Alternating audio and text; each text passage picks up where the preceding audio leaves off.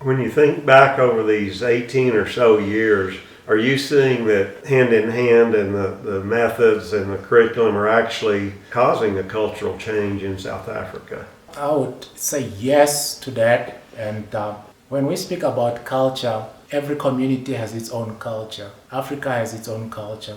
And culture sometimes it becomes the lens through which we view life and different issues of life.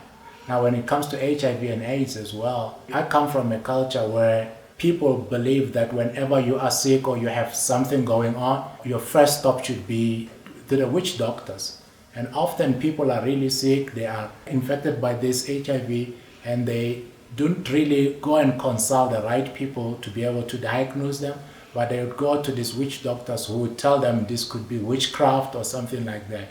So in bringing education, we are able to really change that culture, educating people about the reality of HIV and AIDS and how they are to deal with that, because that can be prevented. So many people die from this disease, although they could have gotten some help, but because of the wrong information and because of the cultural impositions upon them, they are not able to get proper help. So with education, they are able to understand that this disease is there and they don't need to live under the stigma and they don't need to treat this as a taboo. A person can still live his or her life even living with this disease, but giving them hope is the main thing. But you cannot give hope until you have changed some cultural perspectives, and that's why it is good to bring biblical truth. It is good to have dialogues with people and give them truth so that they can have an understanding that if I have this problem, I don't need to be running to the wrong places, but I can go to the